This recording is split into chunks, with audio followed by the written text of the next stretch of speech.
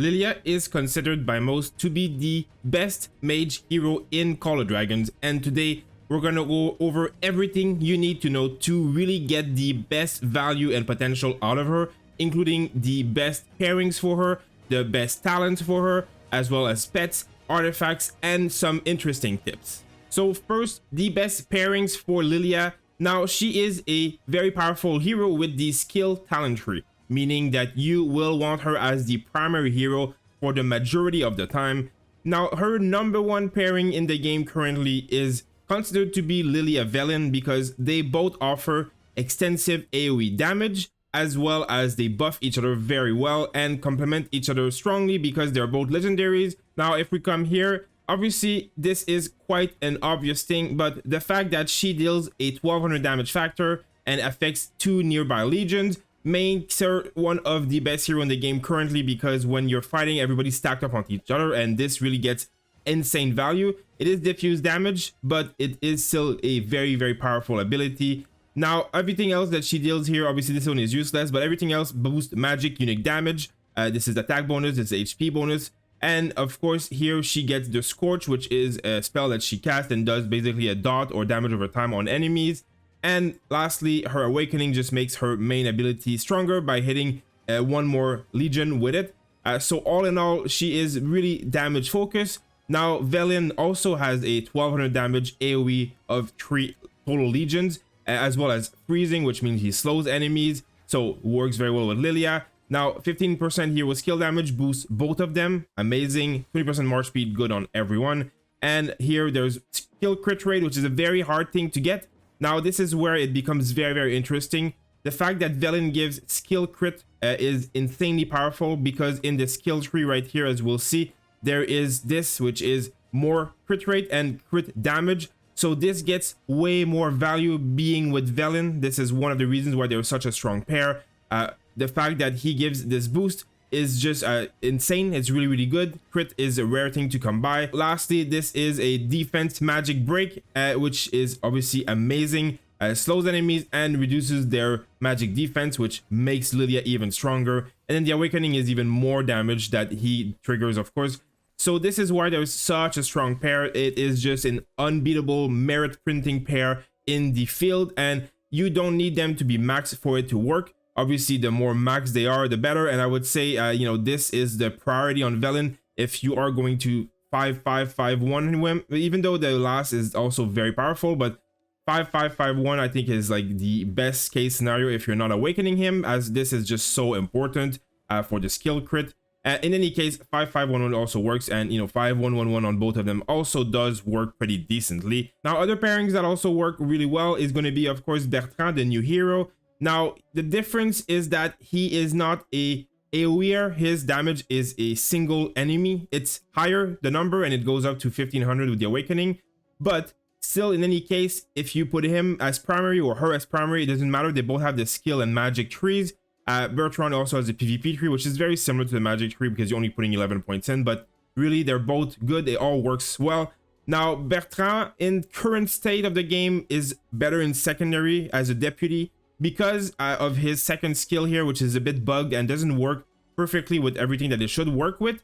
But in any case, this means that Liliya is going to cast her spell first and then give him this, and then in his turn he's going to consume it for 5% damage and get the first 10% boost of this. He does not get the full 30%, but it doesn't really matter because if they fix the bugs, he would. So right now, currently, this works really well because it allows him as the deputy to cast after Liliya and consume and get more benefits. But as primary, Liliya also gives him the buff. Then when it's his turn again, there's a chance that he still has the buff. So this is all things that depend on a lot of circumstances. But, you know, it really works well. I would prefer him as secondary. But what is also another concern here is that Bertrand having the skill talent tree, which is something that not every mage hero has, of course. He's better used as a primary himself, so I prefer to have his march and then Liliya's march separate, but it is a variable option that is very good because everything here is also very good for magic and penetration and, you know, all the stuff that magic unit needs. Attack, defense, you know, all of this stuff is good. Skill damage, this is all things that work well with Liliya, so there is no conflict here. They work perfectly fine. Now, you can use Tia instead and have Velen do something else, for example, with Bertrand, because, of course, she does give hero skill damage bonus as a buff, and she does shield for a significant amount of time, meaning that you will be on the field for longer. As when you're attacking and AoEing, getting a lot of value, you do take sometimes counterattack damage or skill damage from the AoE of the enemies. This protects your march, and she will be in the field so much longer and get so much more merit per stamina, which is not an issue for everybody, but it is something to consider. And just the fact that she's gonna be tougher, meaning that she can trade better with a lot of enemies. Now everything here is also amazing. A lot of attack is obviously a very good offensive stat for mages, and reduces the hero skill damage taken, which is ultimately the only damage you should be retaking, because if you get targeted you should be backing off anyways. So this is going to be helping her last even longer. Now this is where it gets interesting with Tia. It is a absolutely amazing combo with Liliya, but she does even better if you're a human and you use celestials as your mages with that march, because obviously when it is all flying units in the march, now this doesn't count the main hero. Even though Liliya is not a flying unit, this buff still works. I've seen it tested, and I've tested myself, and she always seems to be providing this buff even if the main hero isn't flying. So this is going to give obviously more attack. You know, she gains 20% defense, but there's 10% more attack and 20% move speed if it's a flying unit march. So this is something that works obviously very, very well with Liliya. But even if you don't use flying units, if you're another race than the humans, the defense bonus is still 20%. So that's a very significant buff for only one talent. And then lastly, this is a, when she gains a shield, her attack is increased up to basically 30%, which is humongous as one buff. 30% here is really high. And shielding is very easy to get because herself shields with Arbiter's Ward, of course, her rage skill. But if your Warpet has the skill that makes it also shield you, it does work. So you will stack this twice as fast. So this is something to consider when you are going to use Liliya Tia as a march. And then lastly, this is another the awakening skill that is very amazing. But what this does basically is that the shield also gets spread out to a nearby legion. So this doesn't really buff the march itself, but buffs your allies or your other mage march that is fighting alongside. So Tia, absolutely amazing. The one thing to be careful if you're going to do Liliya Tia is that when you are going to go into the talents, for example, this talent, which makes your deputy rage skill do 8% more damage, not good with Tia because she doesn't have rage damage. And the same for this talent, energy boost, 8% chance to add an additional target to rage skills that do AoE basically. Well, it works for Liliya, but it doesn't work for Tia, as opposed to Velen. In the case where both of these talents that I just mentioned work on Velen, they don't work on Tia.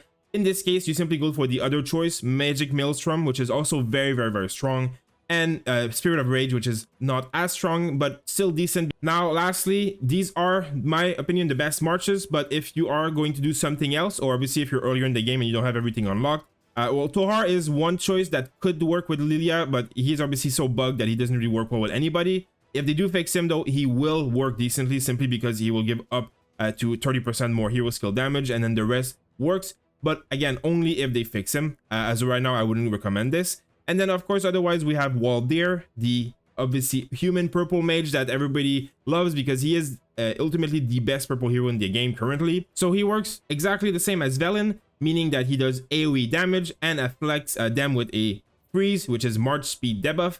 And then on top of that, he has Gloom, which removes 20% attack, which is very, very, very powerful because it does reduce the enemy's attack by quite a significant amount. And he does AoE on a lot of people. So this is really, really, really strong. People don't realize how powerful this skill is. Even though it does 700 damage, it hits 4 enemies total instead of 2 or 3 depending. And just 700 is not that bad for a purple hero. Now, this is great, 10% magic damage and HP, or magic attack and HP, and then 15% skill damage. So this is obviously very, very powerful for someone like Liliya. And then also shields when he takes hero skill damage. So again, makes her a bit tougher. So all of this is just amazing. There really isn't anything bad about Waldir. And again, with the talents, skill damage, AoE, all that stuff, Waldir works perfectly well. So this is one of the best combinations when you're using purple heroes. And otherwise, the other option is Alwyn. Alwyn is a bit weaker than Waldir because he has no AoE. But the one thing that is really good with Alwyn is the Awakening. When he deals damage to a target legion and snares them, all kind of stuff, you know, works the same.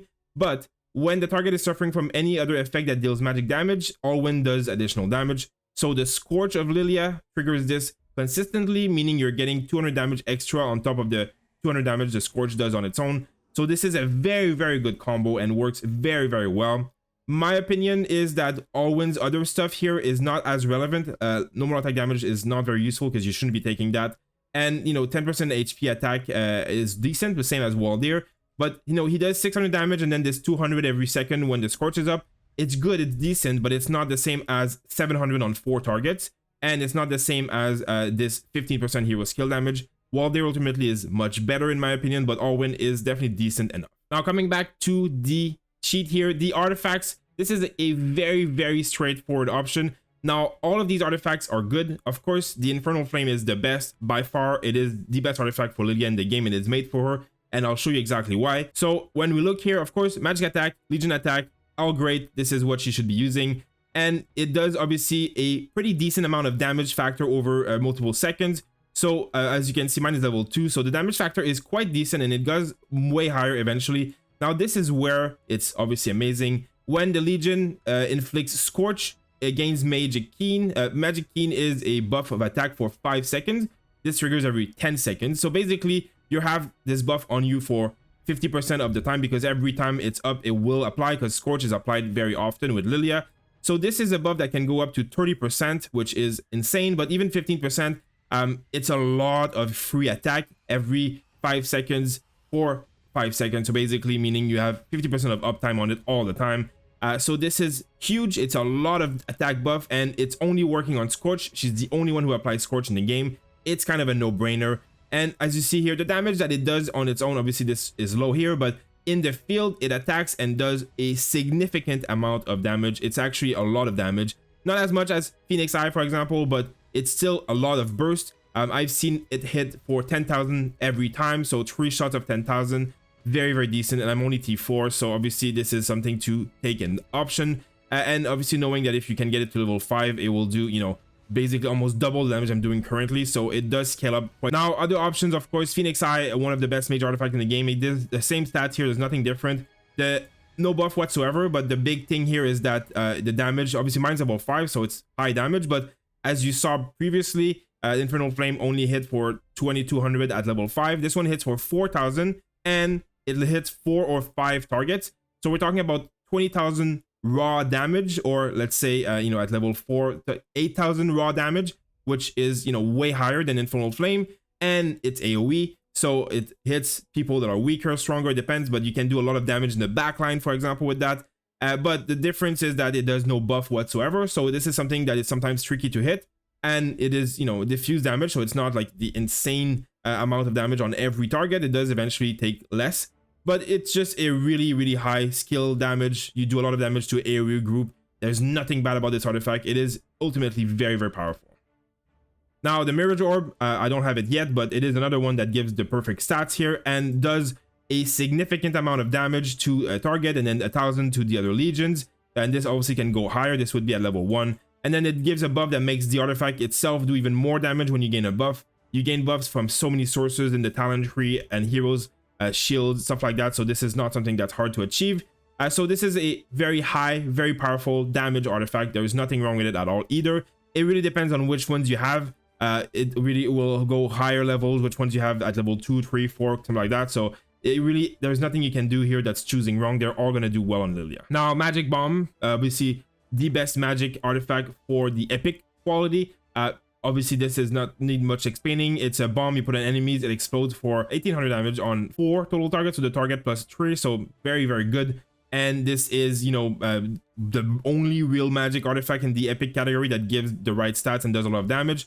So if you do have that, use that on her. There really is nothing wrong with this artifact either. It's amazing. Now, next, we have the talents. Now, obviously, the talents is a pretty complicated situation because there's a lot of options and a lot of opinions, and the testing is hard to do on everything in this game because the combat logs are not so extensive on a lot of the stuff that we need. But as I said, this skill talent tree is by far the best option for Liliya, and there is many reasons for that. Now let's go over exactly what it looks like. So this is what I believe to be the best skill tree for Liliya when she's paired with someone like Velen, but there are quite a few things you can change around. So of course, attack, this is something good, and then 4% skill damage, very good on Liliya. Here, rage generation with normal attacks, it's the best option here because the more rage, the more skill you cast. Now here is where you get a choice. If your deputy is someone that casts any kind of skill damage, this is amazing because their damage is going to be 8% higher every time. Now we're talking about Bertrand, we're talking about Velen, Waldir. These are all high damage dealing, who also some of them AoE. So 8% is great, it's amazing. If the secondary is Tia or someone who doesn't have skill damage, obviously Spirit of Rage is a better option because this has absolutely no effect otherwise. And Spirit of Rage grants 20 rage per hero, so basically in one turn they'll gain 40 rage, which is 4% of the 1000 for rage gain for a skill. So it's a smaller buff, but it's still a decent buff. Now next here is another choice you have. I really like here 8% hero skill damage. You do less normal attack damage, you don't care about that, you're a mage. But 8% is really, really high. It's double this one that we talked about earlier, which is intimidation for 4%. So 8% is, you know, it adds up. Now we're at 12%, but 8% is just so much for 5 points. It's amazing. A lot of people otherwise will also consider this Unquenchable Will, which ignores your enemy's Legion HP by like 2%, I think, at level 5, which, you know, this is hard to guess exactly what it does. Ignoring the HP doesn't really make you do more damage because, you know, it basically debuffs the enemy by 2% HP. This is kind of how I understand it. I don't think it's bad, but it's really hard to know exactly how it affects you. And I have a very hard time understanding that 2% ignore is better than 8% buff to damage, especially when it's AoE. So in my opinion, detach is way better, but I could be proven wrong. If you have any data that suggests that this is somehow better than 8% skill damage, I would love to see it because I cannot see anything that shows me that this is really that amazing in any situation. Now, obviously, you do you, it doesn't really matter, but I mean, 8% is huge. Now here, the option is quite obvious. Here, focus, you have a chance of gaining focus, which is going to increase your skill crit by 10%. This happens quite often in combat because you cast a normal attack every second. So in 10 seconds, you have a pretty high chance of having this. And then it unlocks the 15% more hero crit damage, which is obviously great. Crit skill is insane amount of damage. So I think it's 150% the basic. So now it becomes 165%. It does add up because their damage is high and the AoE. So it's amazing. It's really hard to get value from anywhere here that is better, especially when you're pairing with Velen, as we said, because Velen offers crit rate in his kit. So it is just insane. The value you're getting here is amazing. The other choice here is Steady Hands, which gives you basically a 20% chance when gaining a buff that your Legion gain synergy, which increases their hero skill damage by basically 10% for 5 seconds, and it can be triggered every 5 seconds. So this is very, very good, but it will depend on the march you're using. You need to be getting a significant amount of buff. Now, keep in mind, this itself is a buff gain, so it is giving you a buff. Now, something like this here is also a buff gain. So there is a few things you can gain buffs from that are into talents, which is very easy to trigger. But you also check the heroes. For example, Pia gives a lot of buffing because of her kit and her shield. Waldir gives a shield, which is considered a buff. But someone like Velen doesn't really give a lot of buff. He's more of a debuffer. So it really will depend.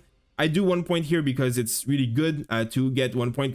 When you get the max to the tree, there's always 1 point left. So you do give yourself a chance to gain another buff here, and it's still a 2% buff, so it's very good. And lastly, obviously here is going to be a pretty tricky situation. Many people have different opinions here. The last two talents for the skill tree, Thirst for Blood and the other choice, Caged Animals, I think are both extremely good options. Now, Thirst for Blood gives an extra 60 damage factor when they do rage kills, so this applies twice per turn. This is a 120 skill damage per turn. It's a very basic, crude way of calculating it, of course, but think about it this way. Now, as opposed to Cage Animal, every time your Legion deals cast a rage skill, they gain 0.5 skill damage, which is up to a maximum of 8%.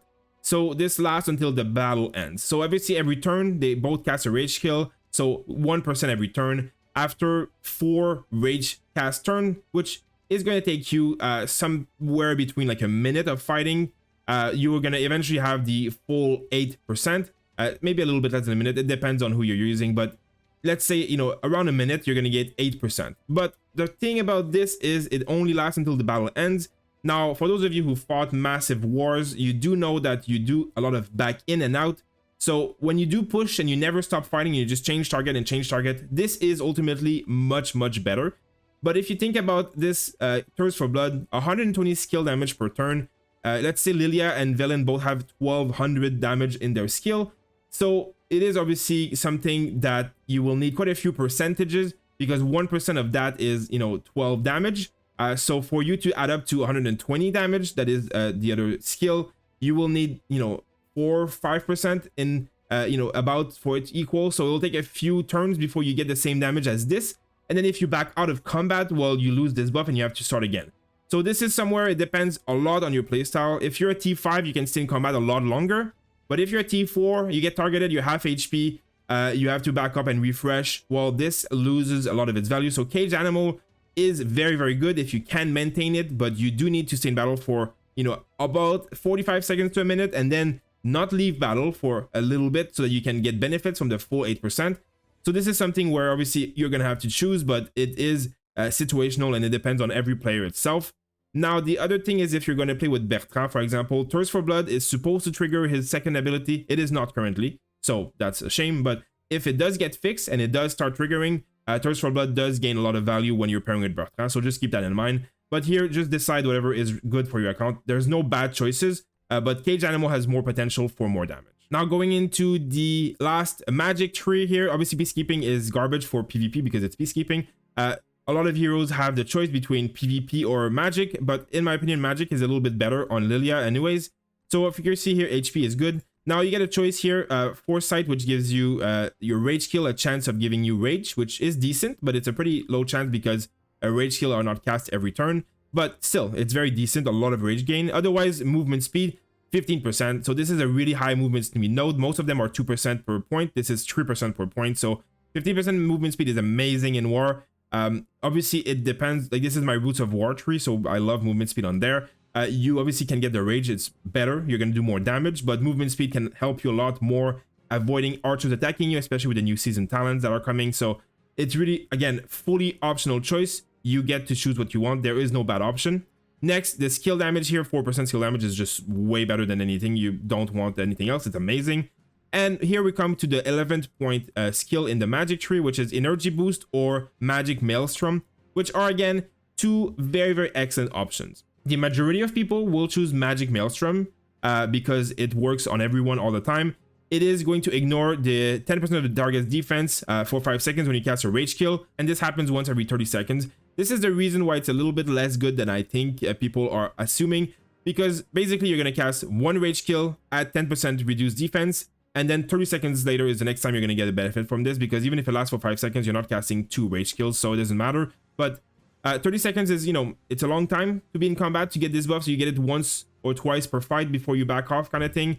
Obviously, you can get it a few more times, but it doesn't happen that often, and 10% is decent, but it's not a huge amount. So this is, it's very good, but it's just not often happening. As opposed to Energy Boost, when we're talking about Liliya Velen, for example, where obviously it is supposed to work for both of these marches. 8% chance to add an additional target to the Rage skill that deals damage to multiple targets. So when you have these two heroes, there's 8% chance on each of their skill that they hit another target. Now it is diffuse damage, but their skill hits for 5, 6, 7, 10,000, sometimes on T4 even more AoE. So getting another target on that adds, in my opinion, thousands of damage per combat. You get it, once or twice per fight, same as this. You're gonna need to cast a lot of Rage Kill for the 8% to trigger, but this is every 30 seconds, so it's not often either. In any chance that you get 1 or 2 extra target per Rage Kill per 1 or 2 minutes, well, that is multiple thousands of damage extra, as opposed to 10% of the target's defense, which is going to give you maybe a few hundred damage extra for that skill specifically. So I do think they are very similar and they are both very good, but if you have 2 Rage Kill damage casters, I think Energy Boost is just a bit better. This is really specifically for Velen or Waldir as your secondary, because Tia doesn't do damage, so don't take that. And for example, Bertrand, he doesn't have multiple targets, so this doesn't work on him either. So this is situational, but they're both good. But this is what I think about Energy Boost and why I'm picking it specifically, because the 90% of the fight in this game is big ball battle where you're AoEing, so this just comes into more value in my opinion. Well, that was a lot. Okay, so next, obviously, we're almost done, but the best pets for Liliya, it's pretty straightforward. I don't really need to go into it too much. The Sapphire is amazing. It's an AoE mage pet that does AoE damage. There is really nothing that comes close to it. It's just amazing, so obviously pick that. Otherwise, the Shadow Fade Rake is decent, but it's not AoE. It's a single target. It's not really made for her. it works, it's not bad, but the Sapphire Frederick is just way better. Now, when we are building a pet for Liliya, this is the one I'm using currently. Of course, Pain Bloom is great, and Forceful Pain Bloom is amazing because it procs off Scorch, Freeze, and Ensnare, so obviously Scorch is what she does. And obviously this is AoE, and it's, you know, 147 damage at 1 star, and that's targeting 2 legions. Well, she does 1200 damage with her skill. This is, you know, more than 10% of her damage to 2 targets, so it's really not bad at all. And then when you have 2 stars and you get the split Pain Bloom and all these skills that we get from the end of season, it becomes quite crazy quite quickly. Now, otherwise, one of my recommendation is going to be Light Guidance. This is something you really must get on Liliya, especially if you're pairing with Velen. We talked about crit and how important it is and how much you get buffed from the skill tree. Well, this is 2% crit rate to your hero skill damage, so you really should be taking Light Guidance on Liliya if you have a Sapphire. It's just 2%, like, well, right, almost 3% crit is really a lot. And it's just, there's really not a lot of places to get crit otherwise, so this is really something you must pick. Now, next, Magic Fortune is also something I find pretty good. It's the crit rate, but the difference here is that this boosts the War pet skill, as opposed to this is the hero skill. So this is for the full March, the hero, and this is just for the pet, so the 147 damage, this gives it 9.22% chance to crit.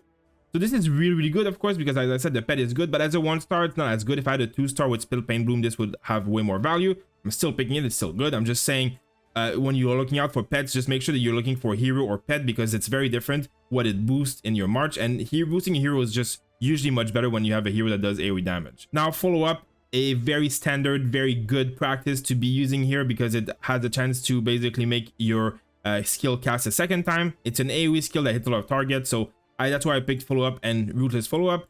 But there is also a lot of options here that you can use that are very good. There is, you know, a lot of really good magic stuff in this, and I'm not going to go over every one of them, but as here, this is another War Pet skill crit, very powerful here. And the one that I really want to talk about, as I said earlier, is going to be Heartwall. If you're pairing with Liliya Tia, meaning that you are going to have Tia as a deputy, this is a 10% chance every second to gain a shield, and then this triggers once every 8 seconds, meaning that over 10 seconds you're most likely going to get a shield from this, and in a battle that lasts for, you know, 30 seconds, you're going to have this shield proc multiple times, meaning that you are going to be activating Tia's shield here, which is going to give attack of up to 30%. So the faster you activate it, the better. The more attack you have right off the bat, the more damage you do.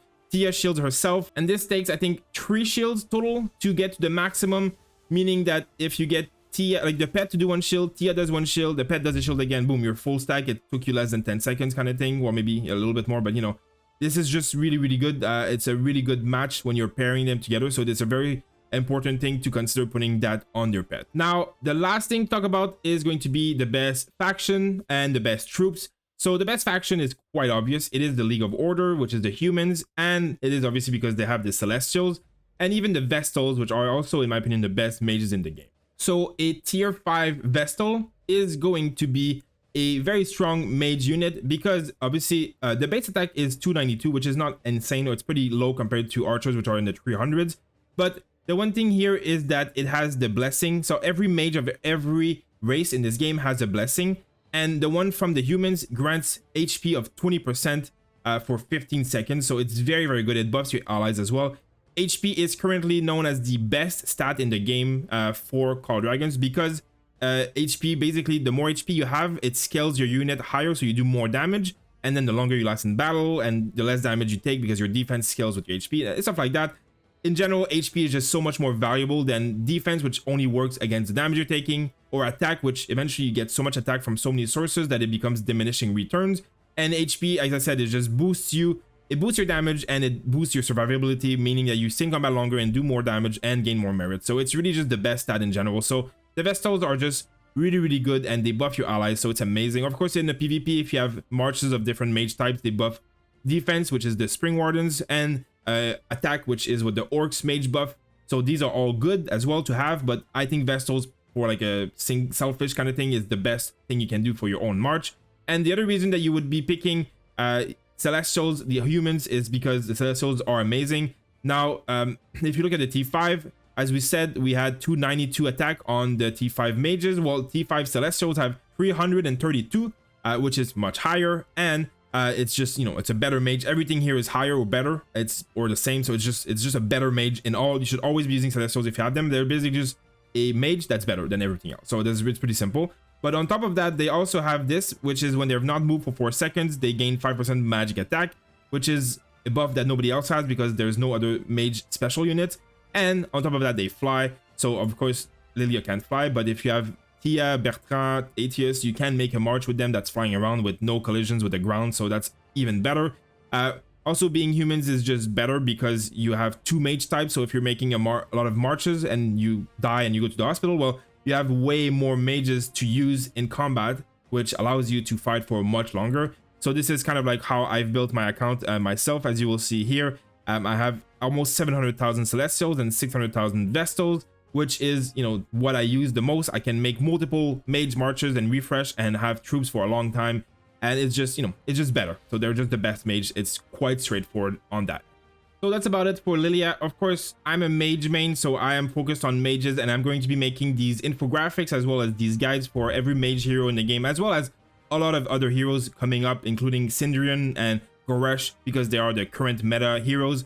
So make sure to subscribe and look out for that if you're interested. If you have any questions about Liliya or any hero, make sure to ask in the comments. I would gladly help you and send you information and share and test things. Thank you guys for watching, and I'll see you on the next character guide.